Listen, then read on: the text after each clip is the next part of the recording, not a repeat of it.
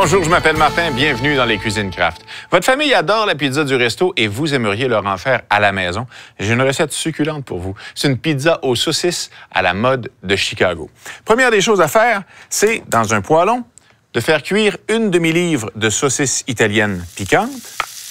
On ajoute une demi-tasse d'oignons hachés et une demi-tasse de poivrons verts hachés.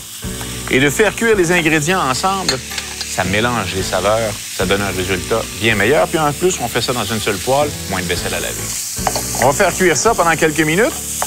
Et une fois que c'est cuit, on va ajouter une demi-tasse de sauce à pizza. On va bien mélanger ça et ensuite, on va retirer du feu.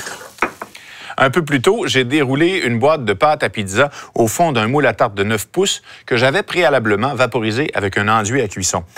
Le moule à tarte de 9 pouces, c'est parfait pour nous donner une belle croûte épaisse. Mais si vous n'en avez pas, c'est pas très grave. Vous pouvez aussi utiliser un moule carré de 8 ou 9 pouces. Ça va donner un très bon résultat également.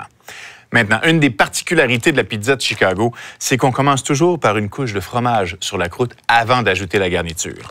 Alors, on aura besoin d'environ 2 tasses de fromage râpé, 4 fromages Italiano. J'en utilise une demi-tasse pour le fond de la croûte. Et je vais maintenant venir verser la garniture de saucisse par-dessus. On étend bien le tout.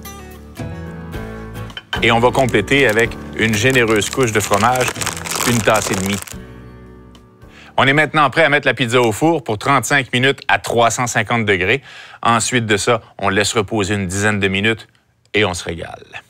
La pizza à la mode de Chicago, c'est vraiment mon type de pizza préféré. Et maintenant que vous savez comment faire, vous allez pouvoir créer les vôtres qui vont être meilleures encore que celles du resto. Vous allez trouver cette recette et bien d'autres idées et des vidéos sur notre site craftcanada.com.